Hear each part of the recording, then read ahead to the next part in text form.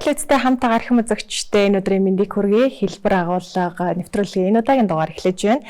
Энэ удаагийн дугаарт сэтгэл засалж юмч гандлахыг урьж оролцуулж байна. Танд энэ өдрийн мэндийг хүргэе. Өдрийн мэнд. Баярлалаа. Урилга хүлээж авсанд маш их баярлалаа.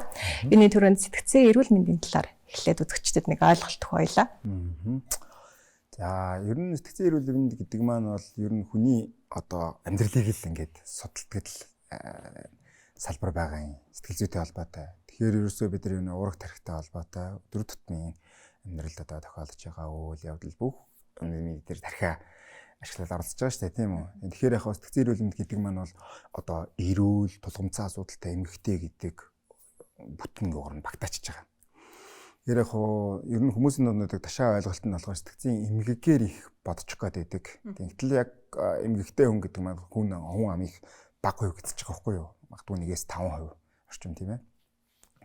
Тулгымдсан асуудал бол одоо бидний хувьд анхаарал хандуулах хэсэг. Гэхдээ тэр маань бол дундчаар нэг 25-аас 28% үлдэж байгаа 60-аас 65% тийм ээ. Энэ хэсэг маань бол харцангуй эрүүл хүлэг рүүгээ ороод явж байгаа. Тэгэхээр бид нар тулгамдж байгаа өдөр тутмын энэ одоо стресс, бухимдал энэ асуудлууд бол биднийг тулгамдсан асуудал дээр аваачдаг. За бид нар ямар арга хэмжээ авснаасаа хамаарат энэ маань буцаад эрүүл рүүгээ шилжих үү, эсвэл асуудлаа зохицуулж чадахгүй явсаар хагаад энэ нь ямар нэгэн асуудал болох уу гэдэг энэ дундал амьдарч байгаа гэсэн. Тэгэхээр сэтгцэн хувьд эрүүл гэдэг маань зөвхөн одоо сэтгцэн эмгэхгүй болоод болчдөг зүйл биш.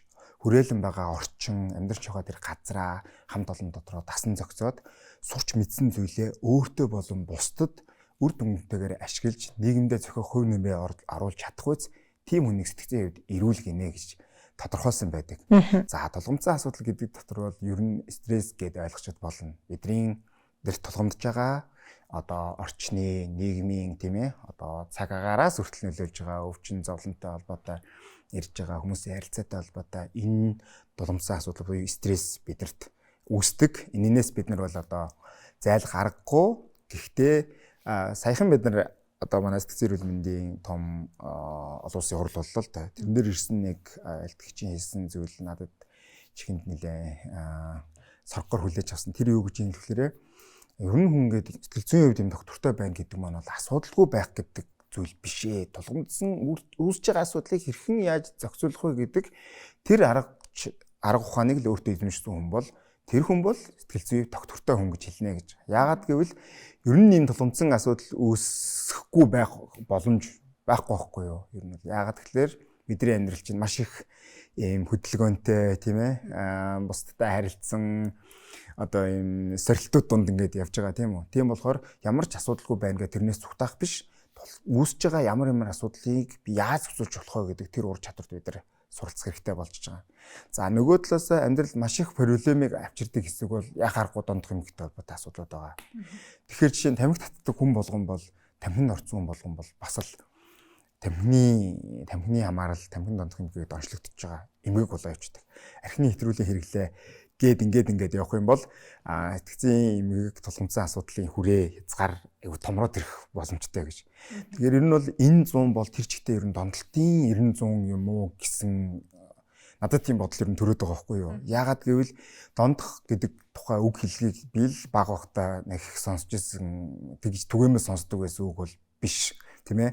Та нэг бол за тэдний хүү тэгж архи уугаа тэрүүр архин толгоогоо мэдүүлсэн гин мэн гэл ингээл яриа байдаг болохоос биш өдөр тутамдаа одоо ингээл айл болгонд баг проблем байна. Энэ дэлгэцэн хэрэглээ яах вэ гэл ингээл их түгээмэл болчиход байгаа сэдв байхгүй юу. Тэр утгаараа бол энэ яг сэтгцэн эрүүл мэнд гэдгийг бол бүр нэг ах тэр нарийн ойлгоход хэцүү зүйл бол биш. Бид нар ерөөсөө л энэ сэтгцэн одоо аппарат ажиллаж байгаа. Тэгээд эний чинь ингээд тодорхой хэсгүүдэд нь ингээд хувааж авч үзэж байгаа байхгүй юу? Ер нь. За энэ дотор юу орд юм бэ гэхээр сэтгэл зүй дотор одоо мэдрэхүй гэдээ орж байгаа юм тийм ээ. За хүртэхүй гэдээ орж байна. За сэтгэл хөдлөл, оюун ухаан, анхаарал төвлөрөлт тийм ээ. Сэтгэл хөдлөл, зориг гүйлдэл гэх мэт энэ хүрээ хэр ажиллаж байна гэдгийг шалгадаг. Жишээ нэгт бол ингээд бидний дунд юм түгээмэл үг байдаг л да тийм. Йоо манай тэр найз бүр сэтгэл готролд орцсон байна лээ гэл тий. За тэгэнгუთ яг тэр хүний нэг сэтгэл готролд орцсон юм гэхээр ажил төрлөө хийгээд яваад харагдаад байгаа юм.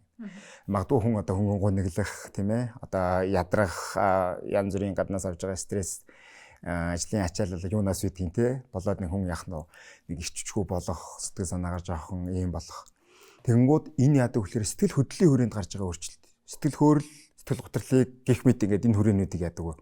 Сэтгцэн юмшил шалгаж ярьслаг авч тэгээд сэтгэл зүйн онцлогооны олон тестүүд аргуудыг хэрэгэлдэг тийм зүйл байгаамаа тийм.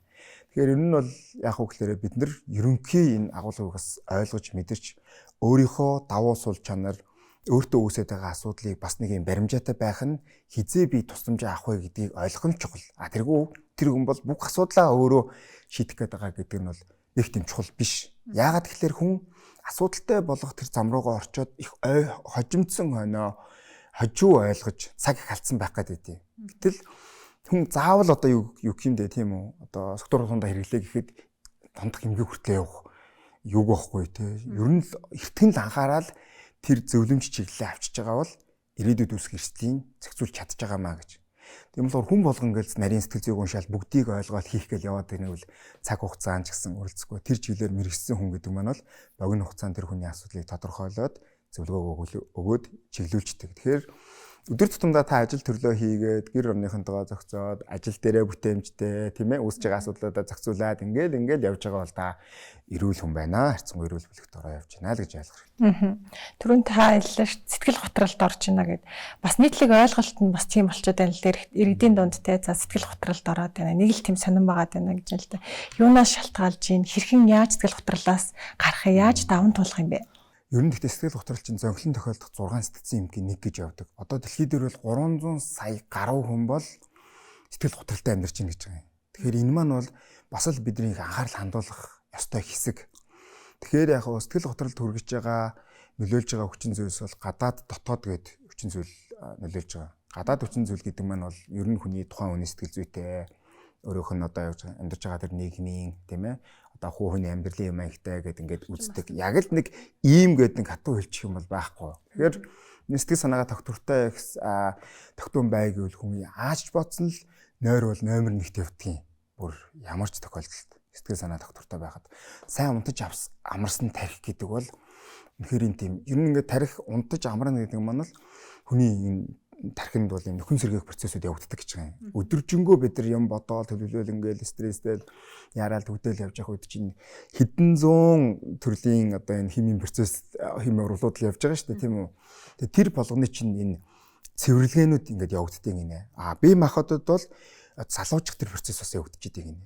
Тэгэхээр нэг өдөржингөө ажилласан байгаа тэр зүйлүүдийг учир начрын олдог тэр процесс унтчих үед явагддаг байна л да. Тэгэхээр нойрыг их дутуу үнэлээд байгаа байдал ер нь анзаарэгдээд байгаа нийтлэг. Тэр нойрыг бол тийм ялж дийлдэг юм биш ээ. Юу гэдэг 2 цаг унтаал ерөөсөө ядрахгүй байгаа энэ тэр 3 цаг унтаал ингэдэг. Тэр гэгэрч мэгэрэл бүр өндөр түвшинд хүрчээгүй л бол энэ нойрны тэр хэрэгцээ гэдгийг хожим хойно бол асар их үнээр төлдөг. Тэгээд 2-3 жилийн өмнө судлагдсан судалгаанууд дээр Альцгеймер буюу тэнэгрэлд хүргэж байгаа олон шалтгаануудын нэг том шалтгаан бол олон жилийн хугацаанд нойр дутуу явсантай холбоотой юм байна. Тэр чинь их эрт үүсдэг юм байна. Илэрч гарч иж байгаа нь магадгүй 60-60-аас хойно гарч ирдэг юм байна гэдгийг тогтоосон. Эндээс юу хэлээд байгааг нь нойрыг орлуулах одоо эм тан гэж юм бол байхгүй. Тэгээд ер нь ингээл залуучуудыг ингээл анзаарч байхад тийм одоо нэг кофений хүчээр яваад байгаа залуучууд бас харагдаад байдаг байхгүй юу? Яагаад гэвэл дутуу амарсан байгаа, ядралт гэдэг юм үүссэн. Тэгэнгүүт нойр дутуу яваад байгаагийн цаад үүсдэг шалтгаан нь бол архаг ядаргаа гэдэг юм үүсдэг. Тэгээ тэр нь хизээ үүсдэг юм бэлэрээ тэр амьдралын маягаар үүссэн юм чинь ингээл баг багаар хоримтлагтаа л яваад идэх гэсэн. Тэгэл өчигдөр уржигдөр их ачаалтай ажиллаад маргааш нь ядаргаанд орчдөг юм гэж байдаггүй гэсэн. Тэгэхээр бидний өдөр тутамдаа идж байгаа хоол хүнс унтаж амарч байгаа тэр зүйл маань тухайн хүний асуудлуудыг тэр өдөр өдөрт нь шийдвэрлээл яваад идэг гэж ойлгож байна. Тэгэхээр хараад ахад хүмүүс чинь ингээл эрдмийн зэрэг цол хамгаалах гэдэг юм уу тийм ээ одоо яадгийн нэгдлэг боловсролизм шиг гээл за тэг гэр бүлтэй болж гэн хүүхд чухтаа зохицуулна ажил гээл ингээд яваад хараа хүний тэр үсэж байгаа ядралууд тэр хоримтлагдсан байгаад байдаг. Тэгээд хойно ирэхээр тэр бол сэтгэл готрлын шинжүүд аяга тодорхой илэрдэг. Ямар ч ичүү ирчүүч байхгүй болоод төвлөрөөд юм аяж чадахгүй тий. Тэгээл нөгөө нэг хурдтай л байд юм л да. Ерөн сэтгцэн хувьд ирүүл байгаа хүн тий. Хүнтэй хурдан яриад бичиж тэмдэглээл асуудал одоо хэвлэл мэдээлэл байгуулалт тааж байгаа бол яриагаа аваад тийм ээ. Ийшээ явуулах имэйлээ явуулаад ирээл бүх юм одоо юу гэдгийг өөрийгөө одоо бэлтгэх мэлт гэдэг чинь зүгээр л хөнгөн хийгдэж идэг. Гэтэл энэ бүх юм их түүртэд эхэлдэг хүн. За одоо ажиллаа хийх ёстой учраас яваад хэдэн хүүхдийнхээ төлөө би одоо ажиллаа хийх ёстой. Тэгээд туртаа дургу хөвчлээд босоод явдаг. За хагас бүтэнсээ л хурдан болоосаа тий. Ингээл тэгэл явандаа бол ээлжийнхээ амралтыг хүлээн гээл тэгэл нэг л тийм юу болоод ирдэг. Тэр дотоод их эрч хүч гэдэг юм чинь ингээд амьтад ирэх үед хүн өөрийгөө голж эхэлдэг. Амьдралаас авах тэр сэтгэл санааны тэр тажил гэдэг юм чинь буураад ирдэг юм болгоно. Тэгэхээр тэр ирч хүч буураад эхлэхээр залуу хүн байж чи одоо гэдэг үг дахиад айгүйх дарамт болж ирдэг тий. Чи залуу юм байж одоо би одоо та нар шиг байх үедээ гэл ингээд ярихаар гэх мэт зүйл бол тэр чигтээ бол амьдралын юм ахтай холбоотой юм аа. Идж байгаа хоол хүнс гэдэг зүйл одоо хүний сэтгэл зүйтэй бол сашгүй болготой гэж гарч иж байгаа. Тэгэхээр энэ одоо түргэн хоолны газруудаас ингээл одоо бэлэнгой мөн хүний сонголттой тий тэгэл хидээд ингээд сууж байгаа тэр оюутнуудыг харахаар энэ хүмүүсийн одоо эрдэм боловсрол эзэмшээд яг ажиллах үед биеийн эрүүл мэндийг юм юу байх вэ? Одоо яг үндэ бол ингээд ийм байшинг юугаар барьсаас хамаарат тэр одоо барилгын чинь чанар тодорхойлогддогтай яг л адилхан байхгүй юу? Бидний эд ис болон бид нар юугаар хоолж байгаа юм бэ гэдэг зүйлээс л хамаарна гэсэн үг тийм. Нөгөө талаас хэм бол хөдөлгөөний асуудлууд орж иж байгаа. Ер нь хүний энэ гар хөл хөдлөн гэдэг чинь хүний сэтгэл зүйг маш их өргөжөөд тийм зүйл юм байна. Эргээд хүний тэр суугаал ажиллаад ингээд байгаа тохиолдол болгоно бид нэр яг тэр дагуу ингээд энерги их унжид юм байна гэдэг ашиг. Тэгэхээр дээрэс нь хүний тэр нэг одоо нэг юм номнуудад энэ төр байдаг шүү дээ. Мунхгийн хананхуу гэдэг ингээд хэлдэг. Энэ юу гэсэн үг вэ? Амьдралд маш чухал хэрэгцээтэй байгаа зүйлийг ерөөсөй ойлгоогүй байгаа зүйл гэсэн. Нэг магадгүй тэр хүний одоо дадцсан дадал байд юм уу? Бас нэг ертөнцийг үзэх үзэл юмнууд нь ингээд бусдтай ингээд зөрчилтэй бол яг өөрийнхөө болохгүй байгаа зүйлийг заавал өөрийнхөө зөв болгож батлах гад л гэл ийм ер нь ингээд нийгмийн сүлжээ мэлжин дээр явхад ингээд нийгмийг талцуулсан их юм одоо хэцүү юмнууд их харагдаж штэ тийм үү. Тэгэхээр ер нь л хүн тийм нэг чиг гол шугамыг барьж авах тэр мэдлэгийг л эзэмших хэрэгтэй юм байна. Би ингээд эргээд бодоход одоо энэ 12 жилийн хугацаанд сурж байгаа сургалтын дээр энэ сэтгэл зүй гэдэг юм маш сайн оруулаад өгчмөр санагдаад байгаа байхгүй юу. За их сургуулийн юм дээр ч гэсэн эрүүл мэндийг ерөөсөө яаж болохгүй. Тэгэхээр эрүүл мэндийн хичээлийг чинь одоо ингээд үн цэнийг хош найчаад нөгөө л математик, монгол хэл одоо тэр гадаад хэл гээл явахаар чинь маш их гадаад хэлтэй хинтэйч тарахгүй нөхцөл гараад ирвэл яах вэ? Тэр хүн өөрийгөө ч зоон, эцэг хийгээ зоон гэл. Тэгээд сэтгэл зүйн асуудалтай болсон, сэтгэл зүйн эмгэгтэй болоод ирж байгаа хүүхдүүдийг эцэг эхчүүд юу гэж хэлж ирдэг гэхээр тэр өндөр цол зэрэг хил ус сонирн биш байна. Хүүхдээ л хэрүүл саруул алмаар байна. Бид нар төлөлийн хүсэл энэ байна гэдэг үгийг яг сэтгэл зүйн эмчид хүн ирээд уйлаад ярьдаг байхгүй юу? Тэгэхээр бид нар тэр харагдаж байгаа тэр байдал руу төөргөдөл асар их явж байна ер нь бол. Тэгээ бид нар энэ авж байгаа тэр мэдээлүүд гэдэг юм чинь бидний одоо тархинд бол их хүчтэй нөлөөлж байна. Тэрнэр нөлөөнд навтаад ингээд явахаараа бидний амьдралын юм аяг өөрчлөгдөж байна гэж. Тэгэхээр яг хөө бүхнийг шийдсэн тийм нийгэм бол ихэд дэр супер нийгэм байх албагүй. Гэхдээ хүн өөрийнхөө асуудлыг бол зохицуулах боломж бол хангалттай байдаг. Тэрэнд бол яг тань тусалж чадах тийм чиглүүлэх туршлагатай мэргэжлийн хүмүүс л танд их тусалж чадна гэдэг. Тэгэхээр бидний эцсийн зорилго юу юм бэ? Хүн болгоноос асуухад би эрүүл саруул аз жаргалтай амьдрмаар байна. Нөгөө талаас гэх юм бол яг хөө бас нэг хэрэгцээг хангах боломжийн тийм ээ боломжийн үнэлэмжтэй ажил хийгээл ингээл яхад болчихж байна гэж. Тэгэхээр хүний тэр амьдралаас авж байгаа тэр сайхан мэдрэмжийг бид нэр их анзаарчих хэрэгтэй юм байна л та хүн тийм ээ. Тэгэл яж гэнэ одоо 3 хүүхдтэй гэр бүл байна. Хүүхдүүд нь хичээлдээ яваад аав ээж нь ажиллаа хийгээд гэл ингээл явж байгаа. Ямар сайхан одоо бэлэг вэ тийм үү? Тийм эрүүл саруул хүүхд шуухттай, сурсан мэдсэн юутай, насан залуу байна гэдэг юмыг тэр хүн ингээл цаашаа өшөө илүү гоё юм гэл ингээл хит тийм тав тух сайн сайханд шунана гэдэг бол тийм сайн зүйл биш юм байна гэж бодож байгаа. Тэгэл нөгөө одоо манай ингээд бас багш нар хэлдэг байхгүй юу? Яг стресс гэж яг юу юм бэ гэдэг зүйлийг хэлэхээр хоолоор бол стресс бол тэр хоолыг давсан юм байна гэж хэлж байгаа. Амьдралд бол стресс яах нь хоолтой зүйлийг бол давсан юм байна гэж. Ямар ч стрессгүй байна гэдэг бол давсгүй хоолтой адилхан гэл. Давсгүй хоол чи бидний идэхэд тийм тааламжтай биш байдаг тийм үү? Яах нь асар их стресстэй байна гэд тэрлүүн атга давс хийчих юм бол шорууг болоод тэрийг идэхэд бас хэцүү. Одоо давсан тарцсан байгаа хоол ямар байдаг вүлээ гэдэг шиг бид нэр энэ стрессийн төвшинг тодорхой хэмжээнд барих нь л их чухал юм байна гэж хэлж болж байгаа байхгүй юу. Иргэдийн хувьд сэтгэл засалч дээр очихдоо ямар асуудлаар ер нь хандж гин? Дээрээс нь ямар эмгэг дийлэх нь болж байна. Таны хувьд энэ дэр. Түрүүн бол би яг хэлсэн тийм ээ. Зохилон тохиолдох юмгүй энэ нод юу орд юм бэлээ. Архаг ядаргаа, нойргөөдөл, сэтгэл төвшөлт, тайлбарж боломгүй зөөр шаналгаа, сэтгэл готрол, архитны асуудал гэдэг энэ 6 бол зөнхөлдөг гэдэг маань бол энэ эмгэгүүдээр зөвхөн одоо Монголд төдийгүй дэлхийд дахинд яг юу ч нь бол ойролцоол явж байна л да.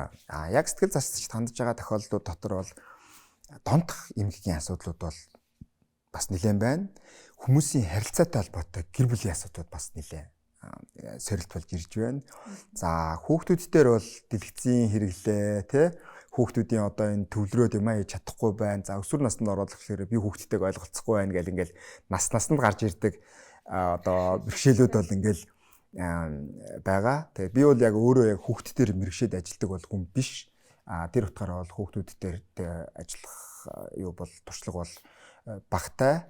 16 болон түүнээс дээш насны одоо дэлгэцийн хамаарал, электрон тамхины гээл архи дарсны хэрэглээ гэдэг юм руугаа би яваад үзчих. Тэгэхээр миний нэрлсэн эдгээр эмгэгүүд бол ер нь бол түгээмэл байдаг юм аа гэж бол харж болно.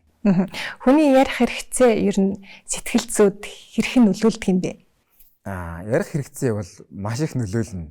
Яагаад гэвэл хүн чинь энэ үгээр, энэ харилцаагаар хүн тижигдэж амьдарч идэг тийм байдаг л аахгүй юу? Би нэг үдсэн сонсон дуулсан юм аа хүнд хуваалцмаар санагддаг тийм ээ. Хуваалцаад ярих үедээ нөгөө хүнээсээ ийм юу хариу юу авч байгаа байхгүй юу? Эсвэл надад яг ингээд нэг юмний зоогоод байгаа асуудлыг магадгүй нэг хол байгаа нэг хин нэгэн ч юм уу гомдооцсон байлаа гэж бодъё л да. Тэг нөгөө хүнлээ ингэсэн энэ дотор чинь нэг юм бодогдоод байна шүү дээ тий.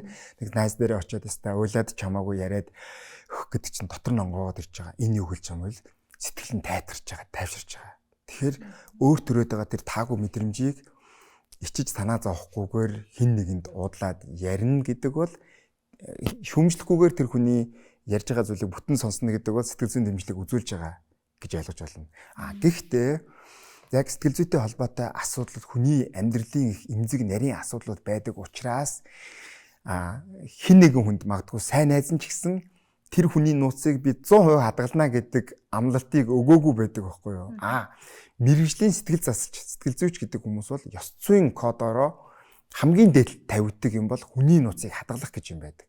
Тэгэхээр магадгүй нэг хүн өөрийнхөө хиндэж хэлж болохгүй хэлмээргүй байгаа. Гэхдээ өөрийн зовоогоод байгаа нууцыг хамгийн сайн найздаа хиндэж битгий хэлээрээгээд хуваалцчихаар.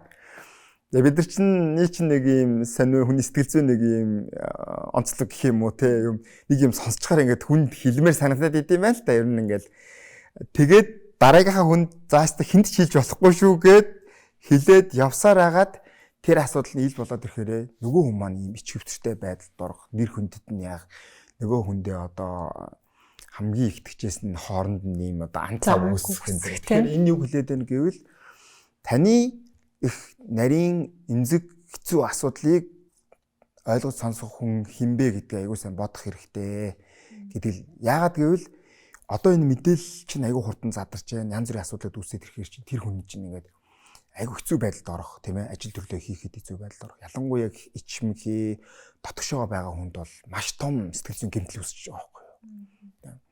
Тэр утгаараа бол яг ер нь хүн ярьж ээж одоо энэ хил лам гэдэг зүйл чинь бол яаж юм. Ерөөсөө л хүний хөгжих, өсөх бүх юмний суурь нь болж өгч байгаа. Тэгэл бид нар бодъё л да яагаад хүүхэд хилд орох танин мэдгүй хамгийн суурь хэрэгцээ бол өөрийн өгөр илэрхийлэх юм аа гэж. Тэр утгаараа бол хүн өөрт бодож байгаа зүйлээ бусдад илэрхийлж яаж яана гэдэг бол хүнтэй санаа бодлоо хуваалцаад ярьж чадчихна гэдэг асуудал бол тэр хүн бол өөрийнхөө зайлшгүй байгаа хэрэгцээг аваад явж байгаа гэж ойлгож байна. Гэхдээ дуугаа татгшоогоод байгаа хүнийг заавал нэг ярддаг болох нь сонирн биш. Тэр хүний ярих хэрэгцээ бага байгаа, сонсох хэрэгцээ нь их байж болно гэж. Тэгээд нэг ийм хөгжилтэй ойлголт байд юм л да. 4 их татгшоогоо найз ингээд зугаалганд явал тэр зугаалга их уйтгартай болно гинэ. Нэг ч юм амар багтай тий. Нэг юм мач ярихгүй ингээл дордороо ингээд. Гэтэл 4 их нээлттэй найз авчихаараа бүр уралдаж яриад бие бинийгээ сонсохгүй гэнэ. Үгүй би ингэсэн чинь ингээд ингээд. Тэгэхээр темпераментийн хувьд бол нэг хэсэг нь яриа, нэг хэсэг нь сонсдог, нэг нэгээ дэмждэг ийм хүмүүс байгаа тохиолдолд их сайхан зугаалга болно гинэ. Ярих хэрэгцээ ихтэй байгаа нь сайхан яриад сонсох хэрэгцээтэй сонсоод бас хүнээс тийм юуг авдаг хүн сонсоод гэж тийм ээ. Тэгэхээр амьдрал яагаад ийм олон өнгөөр одоо цогцож амьдрдаг вэ гэдэг тэр л чухал. Гэтэл энд одоо бүх хүн ижилхэн болчвол тэр чинь айгу уйтгартай байхгүй юу? Машин тэрийг сонгосон ч гэсэн те хүн одоо хувцас сундраа сонгосон ч гэсэн бүгд яг нэг юм хувцас сонгоод идж байгаа хоол нь ижтгэн байвал гэдэг чинь амьдралд чинь өдөртэй нэгэн хэвийн болоод байна гэсэн үг тийм ээ. Тэгэхээр амьдрал бол олон өнгөөр ингэж солонгорч байдаг. Тэгээ бид нар бол амьдралаас их зүйлийг авахын тулд бид нар их л талархах хэрэгтэй юм гинэ. Бид нар ерөөсөө өөртөө байгаа юм дээр ерөөсөө үнцэн өгдөггүй юм байна. Хоош нь хаяал яваад ингээл өшөө гэл те. Тэнгүүд аз жаргалтай амьдрал гэдэг зүйлийг чинь бүр ингээд тусдаа ингээд баг төлөвлөгөө гаргах хэрэгтэй байна л та ер нь. Эрүүл сарвал байх энэ төр гэдэг. Яагаад тэгэхээр яг ингээд зүгээр ингээд анзаараад байхад бол тэр нөгөө хүний сайхан мэдрэмж гэдэг юм чинь юм хоёрдугаар тавигдаад яваад байгаа байхгүй. За хичээл 10 жил сурдаг хүүхдийг байлаа гэж бодъё те. За хэвээ хичээл дээр л бистаа ингээл цаваад яваад гэл. Тэгээ тэр хичээл дээр сайн байгаад байгаагийн цаад утга учир нь юу юм бэ гэхлээрэ тэр эсэлтийн шалгалтыг өгөөд өндөр оноо аваад айтайхан сургуульд орох хүсэж байгаа мэргэжлэрээ сурах гэл. За зүтгэсээр хагаад оюутан болоод эхлээд эхлэнгүүт за энэ мэргэжлээ эзэмшээд ажил дээр гарчил гээл дахиад тэр лөгөө барай явдаг тийм ээ. Тэгээд яг ажил дээр гараад ирэнгүүт маш туршлага багтаа яг хамгийн багаас нь эхлэх үед энэ дээр нэг туршлагатай болчихвол гээл ингээл яваад яг нэг л мэдээд хүмүүс чинь хэвээ 40 хүрсэн байна, 50 хүрсэн, 60 хүрсэн байна энэ төр гэл ингээл ярьж байдаг тийм ээ. Гэхдээ яг тэр зорилгочлолтой амьдралын төлөө зүтгэж байгаа тэр зүйл чинь хүний амьдралыг их тийм аюу гоё хайцгалж өгч ер нь нэг юм бүтцтэй болж эхэлт юм байна. Тэрийг би юун дээр харж байгаа гэхэлэр мөрөөдөө тоглоом дондох асуудалтай болцсон хүн чинь үр ширэнд ороод тий өөрөө нойргуудаа сэтгэл санаагаар унаад гэр бүлтэйгээ үл ойлголцоод үр ширэн нэгтээд ингээд эхлэнгүүт тэр хүн маш их хэцүү байдал орж байгаа хгүй.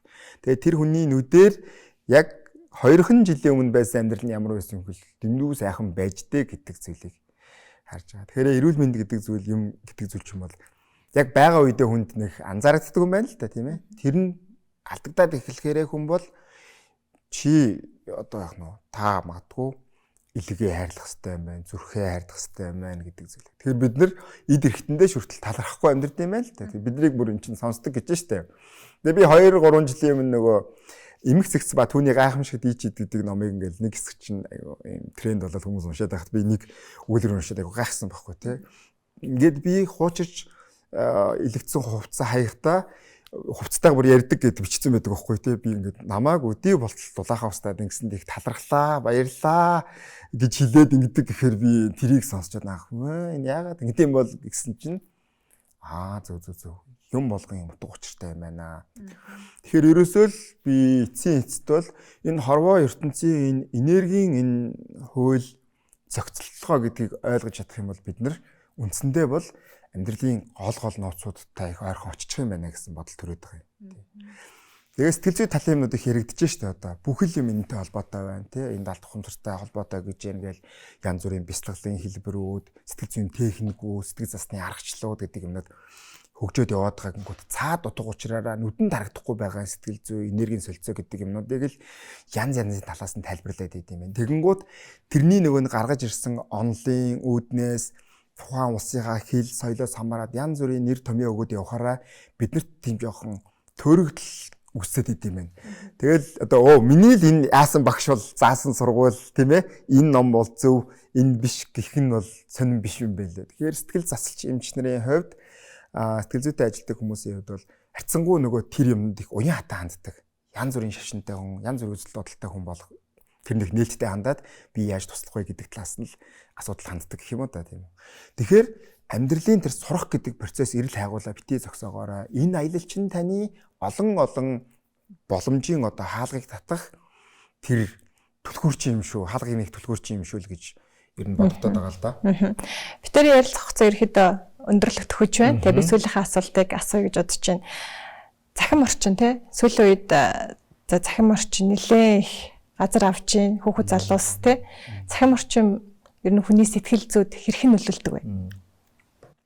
Ер нь хүн харж байгаа, сонсож байгаа, мэдэрч байгаа тэр зүйл хүнд шууд нөлөөгөө үзүүлдэг гэж ойлгож байна. Ер нь бол тийм ээ. Тэр утгаараа захим орчинд одоо их цаг хугацаагаа зарцуулна, тэнд болж байгаа процессүүд, тэр одоо видео, тэр одоо юу гэдгийг те тэр контент мэдээлүүд бол тэр хүний сэтгэл зүйд бол маш их нөлөөгөө үзүүлнэ гэсэн. Ер нь бол. Тэгэхээр миний бодлоор бол эмх замбраагүй янз бүрийн тэр контент үзэх гэдэг юмнуудаа жоохон цэгцлээд ер нь чиглэсэн нэг юмаа их бариад аваад явхад бол тэр чинь маш их хэмийг хүнд өгч जैन. Яг сегментлээд ингээд. Тэнгууд одоо яг ингээд манай одоо миний ажиллаж байсан тийм ээ сэтгцэн эрүүл мэндийн төгс гарсан контентууд энэ төр гэдэг агуулгад олон хүний яриа өгөөд чиглүүлгүүд их өгцөн байдаг байхгүй юу тийм. Тим юмаа сегментлээд сонгоод ингээд үзээд явхад бол хүнд маш их зүйлийг авахар болж байна гэсэн.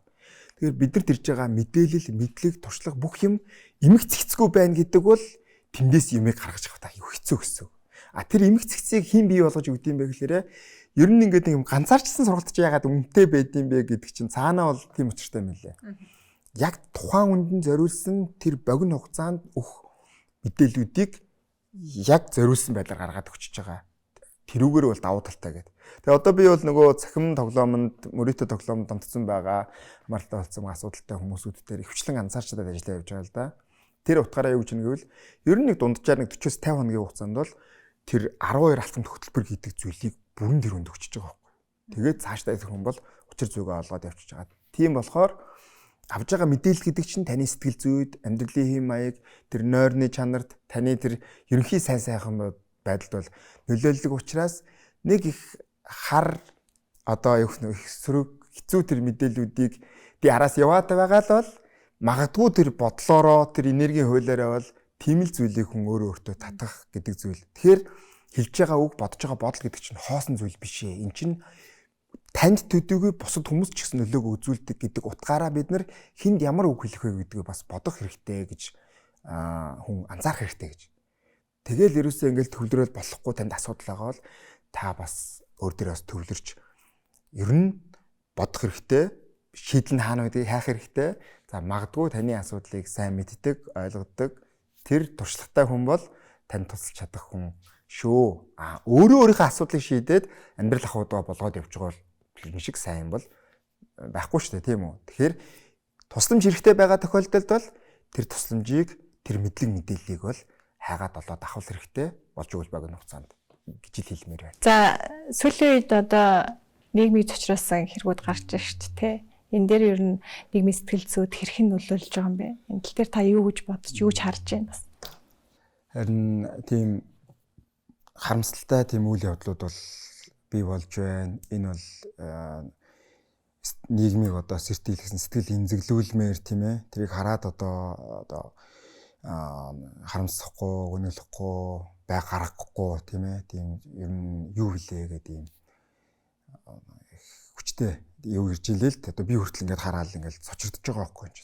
Яагаад юм болж байна? Тэгэхээр энэ бол бас төсөөллийн аргагүй. Энийг бол бас сайн судлах хэрэгтэй тийм ээ. Тэр яагаад ийм өсөлт байдал үүсгэж төрөө? Тим их хүүтэн сэтгэлтэй хүнийг хайрлах тэр хүний нэг юм нийт сэтгэл гэдэг юм одоо багасчаад байгаа юм уу, байхгүй болоод байгаа юм уу тийм ээ. Яагаад энэ дээр бол бараг хэлэх үггүй л болохгүй ч тийм байдал. Тэгэхээр тэрний нөлөөнд орж байгаа тэр ойр дотны хүмүүс, таньдаг мэддэг хүмүүс гэдэг хүний нөхцөл байдлыг сонсоод үзэхэд бол ямар хуу нөхцөл байдал байгаа вэ гэдгийг одоо хэлэхэд ч хэцүү санагдаж байгаа байхгүй юу тийм. Тэр утгаараа би ийм гэмт хэрэгүүд гэдэг юмд их тасч болохгүй л гэж юу боддیں۔ Яагаад гэвэл бид нар яг тийм сэтгэл зүгээ алдах юм бол бид нар чинь хүн гэж хэлэхэд хэцүү шүү дээ тийм үү.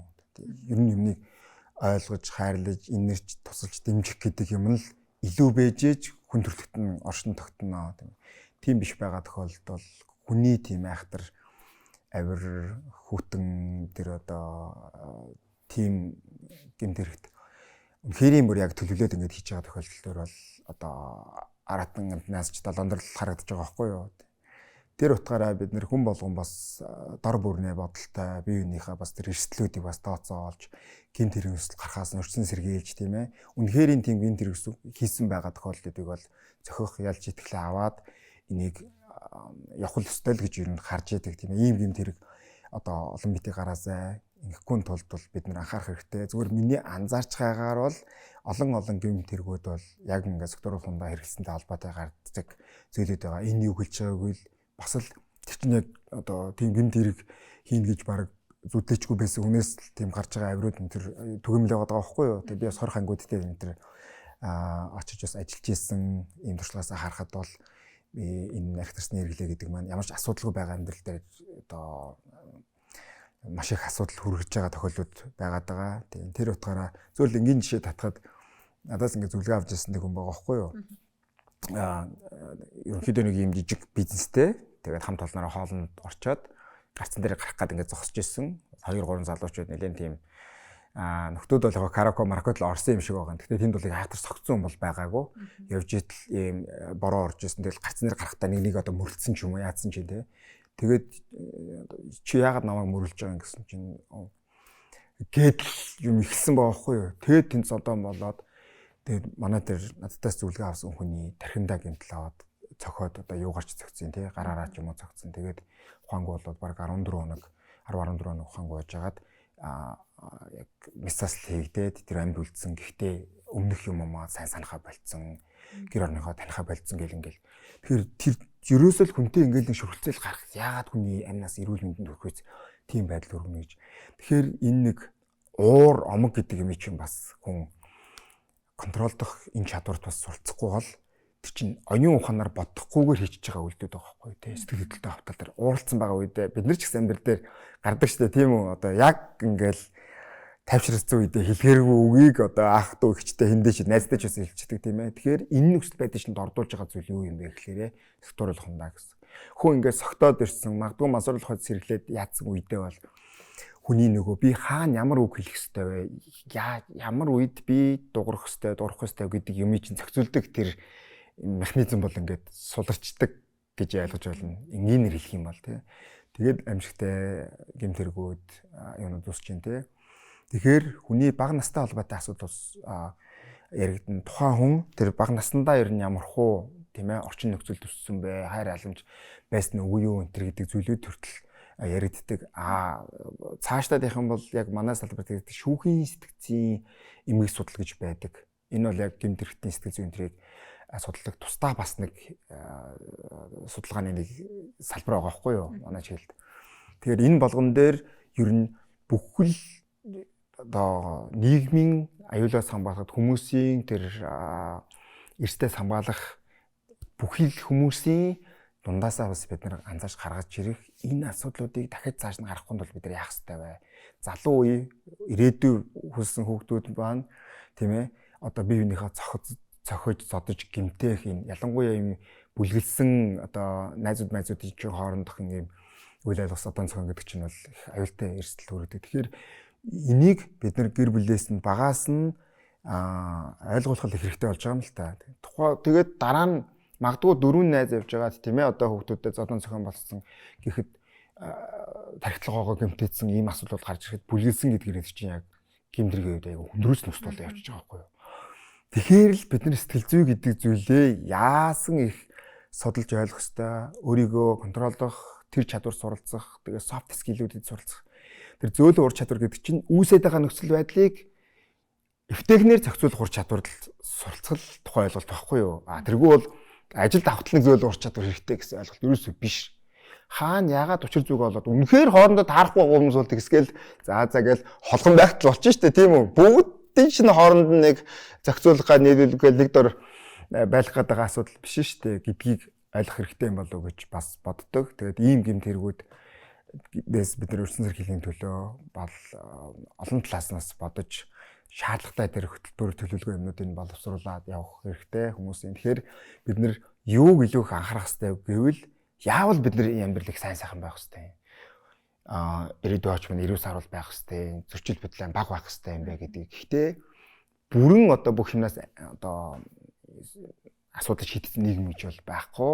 Гэхдээ трийг бол бид нар бага түвшинд ертөнц сэргийлэл явах боломжууд бол байж идэг. Жишээ нь гэхэд одоо амиа орлох бодол, амиа орлолттой холбоотой асуудлуудыг ингээд яг тэр үед мэргэжлийн хүн тэр нөхцөл байдыг үнэлсэн бол ичтэн их тэр чинь зохицуулах арга хэмжээнүүдийг ерөөсөө авагдаагүй явсаар байгаа л эцсийн нөхцөлд тийм бүлдэл орчсон байгаа нь бол ямар их боломжийг ашиглаагүй өнгөрөөцсөн бэ гэдэг тийм одоо сэтгэл бодол эмзэглэх юм төрдөг байхгүй юу. Тэр утгаараа бол бид нар бас энэ зүйлийн үед гарч байгаа гэмт хэрэг асуудлуудтай холбоотойгоор бол маш их тэмцэл эмзэглүүлсэн зүйлүүд болж байгаад бол бас харамсаж байгаа. Таны хувьд донтох эмгэг дээр сүүлийн судалгаатай танилцсан уу? Судалгаанаас ямар үр дүн гарсан байна? Одоо ингээд тамхины хэлтийн тухай хууль одоо яг хэлцэгтэй дөрвөн баригдаад дэмжигдэх байх гэж их найдаж байна. Олон улсын хурлын гишүүд бол энэ дээр дэмжсэн юугаа одоо өргөн барьсан байгаа юм л л дээ. Энэ дээр бол яаж вэ? Тамхины хэрэглээ бол яг тийм олигтой одоо буурахгүй байгаа гэсэн юу харагдаад байгаа юм. Статистик тоо харагдаад байгаа. Айл 2005 онд хийсэн судалгаа 9 13 19 он гэж явж байгаа судалгаануудыг харахад бол доктортой буурсан үзэгдэл харагдахгүй байгаа даа. Архины хэрэглэн дээр ч гэсэн бидний тийм доктортой буурсан үзэгдэл бас анзаардахгүй байна. За мансууруулах бодолцтой холбоотой асуудлууд харин анхаарал татахгүйц нэмэгдэж байгаа энд холбогдож байгаа гэмт хэрэгүүдийн одоо хандж байгаа тохиолдлууд ч гэсэн нэлээд тийм анхаарал татахгүйц нэмэгдэж явж байгаа. За цахим тоглоомтой асуудал бол ер нь л 19-20 оноос эхлэлтэй ерөөсөө сүүлийн хэдхэн жилийн хооронд гарч ирсэн. Тэгээ сая бол хууль мэл батлагдаад бас хамаагүй тэр данс мас ашиглуулах юм бол одоо тийм ээ одоо зөрчлийн угаар нь хууль зүйн бас асуудал үүсэн шүү гэдэг мессеж хүртэл хүмүүст ирээд ингэж байгаа маань бол тэр чинь хязгаарлах нэг юм явагдаж байгаа байхгүй. Тэгэхгүй хин дуртай зэнэглээд хин дуртай юм явдаг юмнууд. Тэгээ тэр үед ингээд тоглоод ингээд хийсэн тэр асуудлаа шийдэж чадаагүй хүмүүс бол одоо ингээд ар гэрдийг хэцүү байдалд оруулаад мэрэгжлийн хүн дээр хандж байгаа гэдэг. Тэгээ энэ хэсэг дээрээ бол би сүүлийн 3 жил гаруй хугацаанд бол яг дагнаад ажиллаж байгаа. Тэгээ сая бол хууль мэл батлагдаад юм бас зэгцэндээ орох нь бол асуудал багтаа байгаа. Сонирхлын төдийд байгаа хүмүүс чинь бол тэрнээс ингээд орчин сэргийлэгдэж байгаа байхгүй тий. Тэгээл нэг хүний дансаар яах гал заавал болохгүй тэр чинь зөндөө олон процесс болоод байна шүү дээ тийм үү. Тэгэхээр ер нь л хүн бол ийм мөрий тавьж тоглодог барьдаг одоо зөвхөн одоо энэ онлайн биш байг л дээ тэр одоо бокер юу гэдгийг тийм ээ.